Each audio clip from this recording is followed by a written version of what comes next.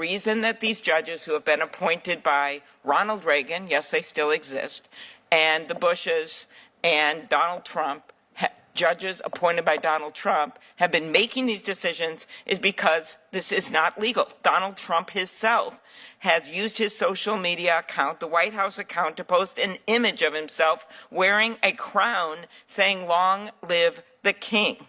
The issue is that we do not live in a kingdom, and Elon Musk is not his court jester.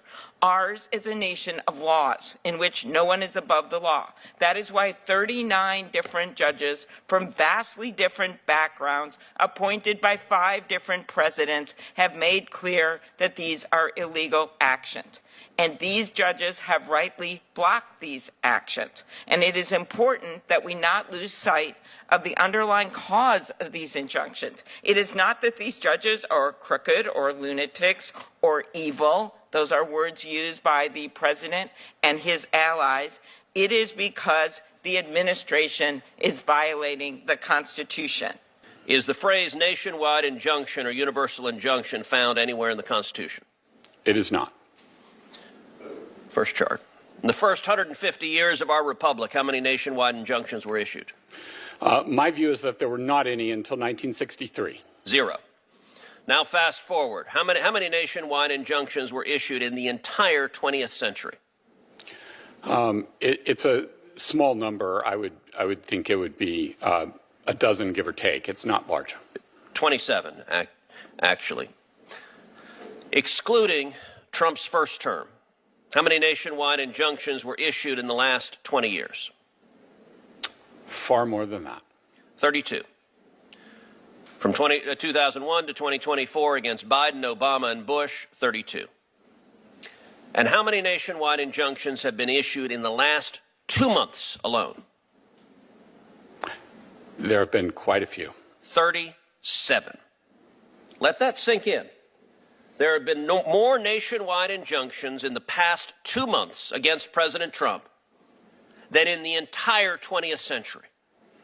There have been more nationwide injunctions against President Trump in the last 2 months than both terms of George W. Bush, both terms of Barack Obama, and Joe Biden's term.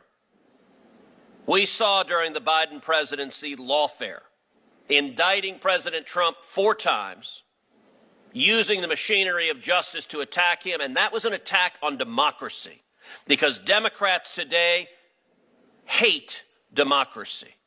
Democrats today are angry at the voters for re-electing Donald Trump and electing a Republican Senate and a Republican House, and they engaged in lawfare to stop democracy from operating. Understand, this is the second phase of lawfare. Second chart. This is the second phase of lawfare. Now that their efforts to indict President Trump and stop the voters from re-electing him have failed, they're going and seeking out individual radical judges to try to shut down policies, and they are forum shopping like crazy. Give me any loon judge put on the bench by Obama or Biden who disagrees with a policy. We just saw a judge flagrantly ignore U.S. immigration law concerning TPS being revoked. U.S. law explicitly said there's no judicial review for that, but hey, they found a judge who says, you know what?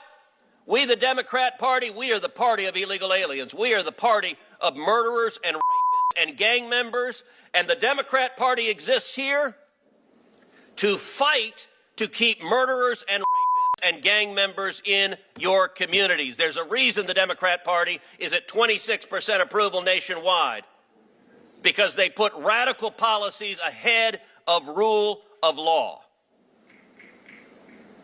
Nationwide injunctions are an abuse of power.